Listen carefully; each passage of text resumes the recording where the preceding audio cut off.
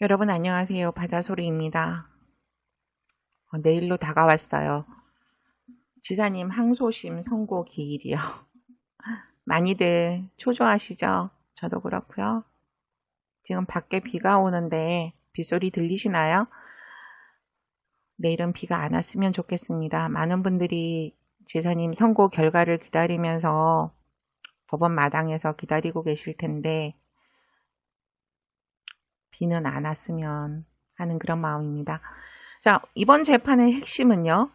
어쩌면 네 가지 혐의가 있지만 그중에서 가장 큰 부분이 직권 남용 부분입니다. 증인도 가장 많았고요. 공판 횟수도 가장 많았고요. 친형 강제 입원 사건이라고도 하죠. 이 핵심적인 부분에서조차 검찰은 억지 기소를 했는데요. 왜 억지 기소인지 그 부분에 대해서 오늘 방송을 하려고 합니다. 많이 늦었어요. 내일이 선고일인데 이제서야 방송을 한다는 건 어떻게 보면 여러분들, 많은 분들의 도움으로 법정에 들어갔던 제가 제 몫을 다 못한 것이 아닌가라는 생각이 듭니다. 많은 분들께 죄송하고요. 이날 의례적인 일이 있었어요. 공판 전일 나성철 변호사께서는 법정에서 위증을 하는 것에 대해서 법에 따라 강력하게 처벌을 하겠다는 논제의 글을 썼습니다. 재판이 시작되자마자 검사는요, 나성철 변호사를 지목하면서 전날 위증에 관해서 강력하게 처벌을 하겠다는 글을 쓴 것에 대해서 심히 유감스럽습니다라고 얘기를 했어요. 그러니까 나성철 변호사께서 법정에서 위증하는 것은 중대한 범죄이다. 그 범죄에 대해서 처벌을 하겠다는 글이 무엇이 잘못되었냐고 따졌어요.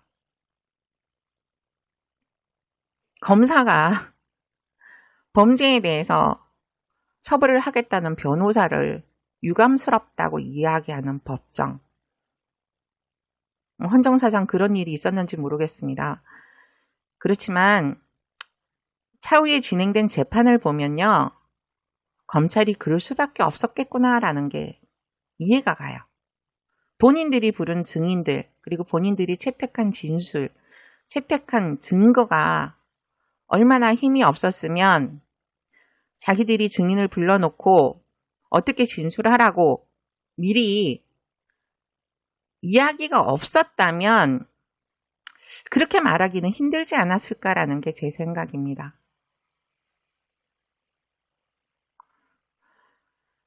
자, 이 직권남용 부분에 검찰이 기소 내용의 가장 중요한 대목은 뭐냐면요. 고 이재선 씨는 2013년 교통사고 이전에는 정신질환을 의심할 만한 일이 없었다. 그렇지만 2012년 고 이재선 씨의 형제들과 노무께서 정신진단 및 보호 신청을 한 것은 당시 성남시장 이재명이 직권을 남용한 부분이다 하면서 직권 남용으로 기소를 했어요. 이것이 가장 중요한 기소 내용입니다. 그렇지만 제가 앞서도 방송에서 말씀드렸지만 검찰은 공소장을 변경을 해버려요. 통째로 어떤 내용을 추가하거나 첨삭하거나 빼는 것이 아니라 이 본질적인 내용 자체를 바꿔버립니다. 어떻게? 정신질환이 의심되고 강제 입원 및 치료가 필요한 상황이었지만 그 절차가 위법했으니 직권이 남용된 것이다 라고 공소장을 변경하면서 항소심을 했어요. 분명히 저들은 항소를 할 때 1심 판결이 사실 오인, 법리적인 오인이 여부가 있어서 항소를 한다 해놓고 본인들이 공소장 자체를 바꿔버렸단 말입니다. 또한 이 기소가 왜 억지 기소이냐 하면 검사 동일체 원칙을 무시했습니다. 검사 동일체 원칙이란 무엇이냐면 동일한 사건, 동일한 사람에 대해서 검찰은 한 가지 의견을 내놓아야 돼요. 검사는 분명히 검찰에 포함된 사람입니다. 검찰 소속의 사람이죠. 그러니까 이 검사들도 같은 목소리를 내야 되는 거예요. 동일한 사건에 대해서는. 그렇지만 분명히 기소할 때 뭐라고 했어요?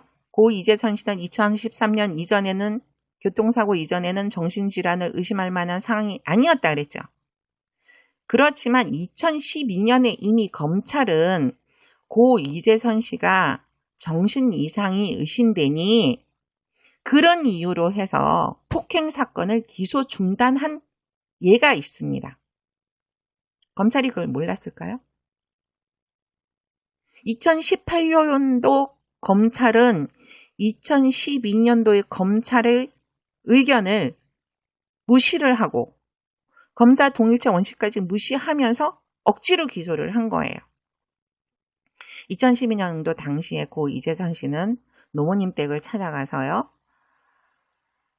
어머니를 폭행하고 그것을 말리는 동생 이재문, 이재욱도 함께 폭행을 한 혐의로 존속상해 혐의로 중원경찰서에 갔고요.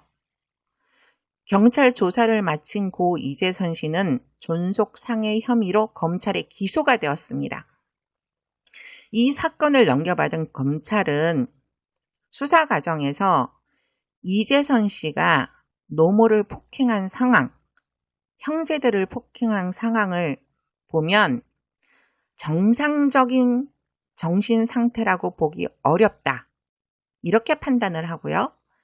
정신진단 조건부로 기소를 중단합니다. 정신진단 조건부지만 이것은 사실은 병원에 가서 진단을 받고 치료를 받아라는 조건이었어요. 그런데 2018년도 검찰은 이 모든 사실에 대해서 무시를 하고 법에 정해진 검사 동일체 원칙까지도 무시를 했습니다. 하긴 뭐 무시한 게 한두 가지인가요? 무죄 추정의 원칙도 무시, 공소장 1번 주기도 무시, 예단 배제주의도 무시, 이제는 검사 동일체 원칙까지도 무시를 했습니다. 자, 지금 방송은 검찰의 억지 기소, 직권남용 부분 첫 번째 방송입니다. 재판 기일이 100일이 넘었고 이 직권남용 부분에서 검찰이 부른 증인만 50여 명이에요.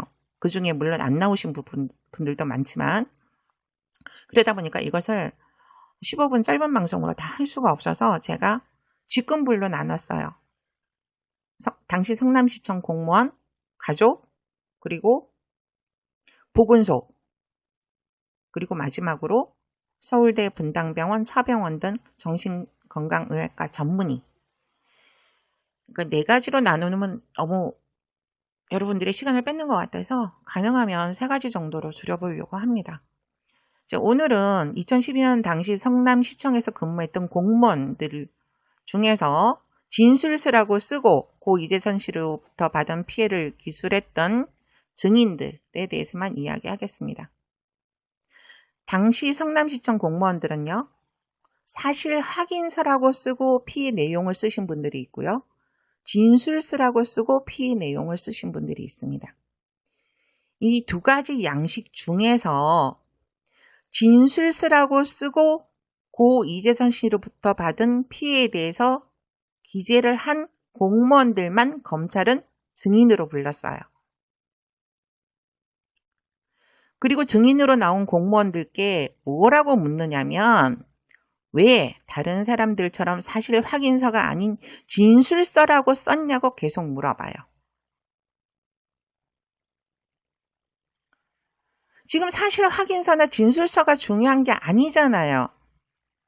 그 사람들이 당시 2012년 성남시청에서 근무하면서 본 이재선 씨가 정신질환을 의심할 만했는지 안 했는지 이분들이 그 서식으로 낸 내용이 그것을 뒷받침할 수 있는지를 물어봐야 되는 거 아니에요? 왜 증인을 여러 명 불러놓고 왜 사실 확인서가 아닌 진술서라고 썼냐고 단어에 목매는 것. 검사가 그렇게 몇 달 동안 조사를 하고 수사를 하고 증인을 불렀는데 질문할 내용이 그거밖에 없었나요? 당시에 제가 페북에 이렇게 썼습니다. 제발 검찰은 단어에 목매지 말고 사실 확인, 전체적인 사실 확인에 집중해달라라고 썼습니다. 어떤 내용이었는지, 어떻게 고 이재선 씨로부터 피해를 입었는지, 그것을 법정에서 검찰은 입증을 해야 되는 입장 아닙니까? 그 많은 성남시청 공무원들 중에 제가 이수근, 소진수 두 분을 올려놓았는데요. 이제 여러분이 나와서 진술을 했습니다. 당시에 공보실, 비서실, 총무과, 부서 가리지 않고 나와서 진술을 하셨는데요. 내용은 이래요.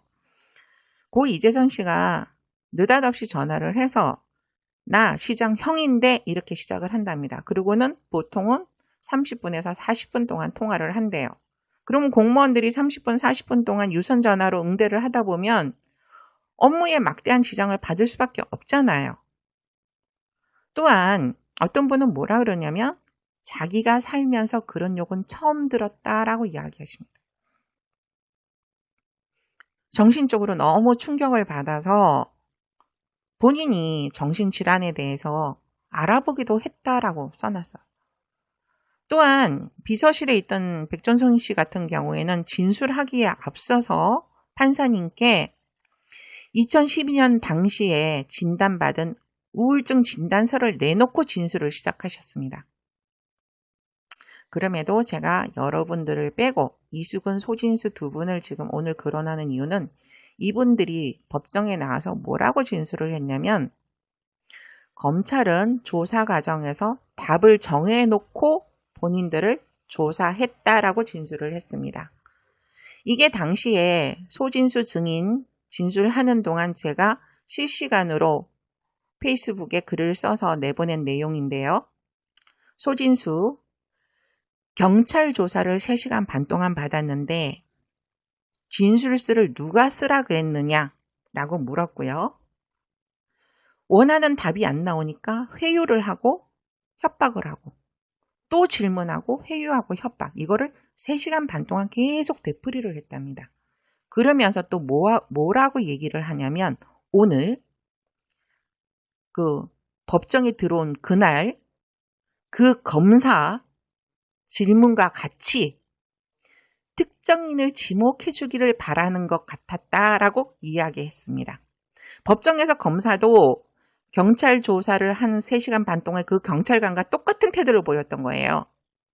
누가 아니냐. 원하는 답을 정해놓고 그 사람을 지목하라고 법정에서도 계속 다그쳤었거든요. 그러면서 이분이 뭐라 그러냐면 힘들었다라고 이야기했습니다. 이수근 씨도 마찬가지고요. 그래서 그 많은 증인들 중에서 제가 오늘 이수근, 소진수 두 분의 진술 내용만으로 이제 방송을 하는 겁니다.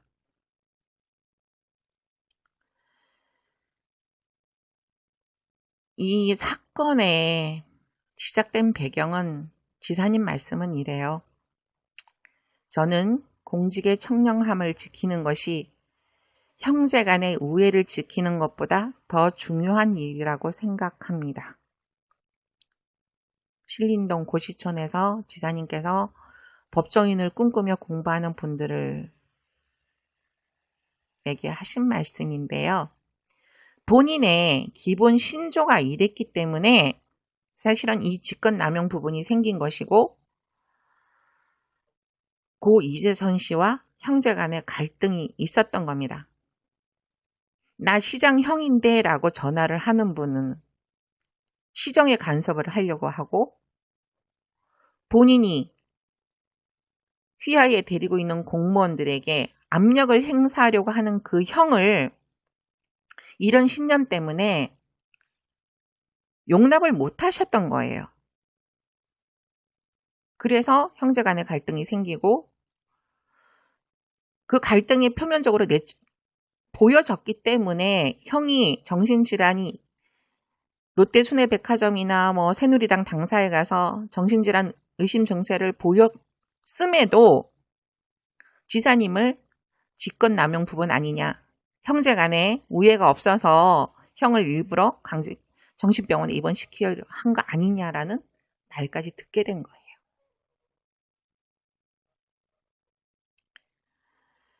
그런 분이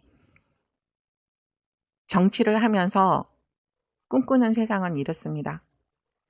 김구 선생이 못다 이룬 자주 독립의 꿈, 김대중 대통령이 못다한 평화 통일의 꿈, 노무현 대통령이 못다 이룬 반칙과 특권 없는 세상의 꿈, 그리고 우리 모두의 꿈, 함께 어우러져 모두가 행복하게 살아가는 대동세상 이재명이 이루겠습니다라고 약속하고 경기도지사가 되셨습니다.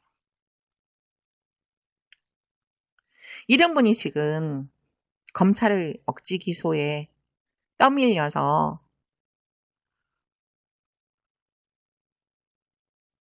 작년 취임 첫날부터 취임 1주년 하고도 지금 2달이 지난 지금까지 빡빡한 재판 스케줄과 함께 도정에 임하고 계십니다. 사법부는 검찰의 이러한 억지 기소를 기각하고요. 일 잘하는 경기도지사 이재명을 도정에 전념하게 해서 우리 경기도민이 이분이 이러한 신념으로 하는 행정에